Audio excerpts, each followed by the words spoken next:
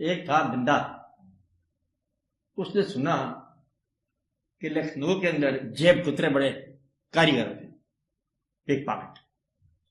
اس بندے نے اپنی جیب میں پیسے ڈالے، روپے، وہ پرانا روپیہ چاندی والا، کھوٹے روپے ڈالے جیب میں ڈالے، چلا پڑا سارا دن پھرتا رہا، مطلب چاندنی چوک وغیرہ میں، راگیو جی کا پھر چائے پی رہا تھا ہوٹل میں، ٹھیک ہے، آپ سے بات کر رہا تھا، کہتے بڑے سنسی لکھنؤ میں بڑے جیب کترے ہیں، سامنے تو کوئی بندہ نہیں ملے۔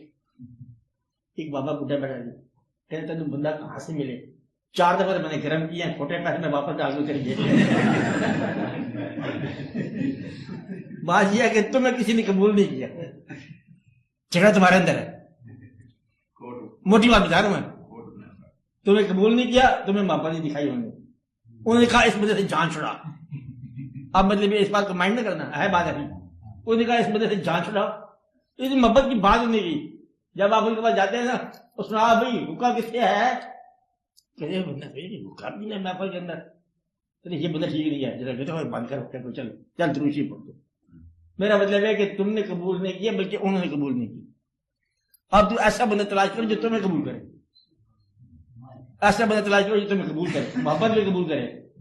تو وہ اپنی جان بچا رہے ہیں کہ اتنا بڑا وزنی جو ہے نا، 4 سینٹی میٹر گرام اتنا وزن، یہ میں کیسے برداشت کریں گے؟ کوئی بندہ ایسا تلاش کرو جو برداشت کرے۔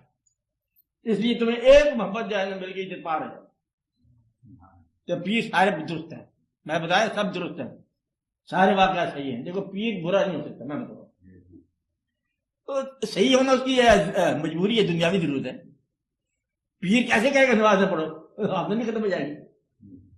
آپ نوٹ کرو نا، پیر خانے کے پاس مسجد ضرور ہوگی، ہر پیر خانے کے پاس مسجد ہوگی، کیونکہ نہیں ہوگی تو پیر خانہ چل نہیں سکتا، لنگر ضرور ہوگا۔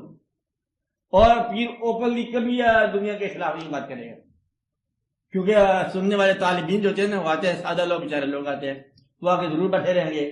اور جب کبھی پیر دیکھے گا کوئی بھی کہ دھنا آدمی آ گیا، زیرک، اور پازیٹیو سوچ نہیں ہے، اس کی کیا ہے، پازیٹیو نہیں ہے، تو وہ بھی بند کر دے گا اپنے آپ۔ پھر آپ کو بیٹھے گا، آپ کیسے ہیں، سنا آپ کی کاروبار کیسے چلتا ہے، دکانیں کتنی ہیں آپ کی، آپ کا اور باقاعدہ کیا ہے، ٹھیک ٹھاک ہو، اچھا آپ دعا کرو ہمارے لیے، تم تو نیک آدمی ہو، بس تمہارے نفس کو خوشامد کر دیا اور آپ واپس آ گئے، آپ خود ہی نیک آدمی ہو جی، آپ ہمارے لیے بھی دعا کرو۔ پیر نے جانچ رہے، پیر سے پوچھا لوگوں نے اسی آپ نے کیوں کہا، چلے ٹھیک، اتنا کہا تھا، مطلب وزن، غریب آدمی ہمارے پاس، یہ وزن وہ پڑھتے ہیں ایک دوسرے کے، آپ یہ دعا کرو کہ آپ کو کوئی قبول کرے، کوئی قبول کر لے، بس کافی ہے، دیٹس آل۔ آپ جہاں بھی گئے ہیں پھر وہ آپ کو اچھے اچھے واقعات دکھائیں گے۔ ہر بندہ جھگڑا کرتا ہے، پتہ ہے آپ کو، ہر بندے پہ غصہ ہے، ہر بندے پہ محبت ہے۔ تو تمہارے سامنے پیر نے محبت والا روپ نہیں دکھایا، یہ فرق ہے مطلب میں، تو دوسرا روپ دکھایا کہ جھگڑے والا، وہ کیا ہے، وہ کیا ہے، وہ کیا ہے۔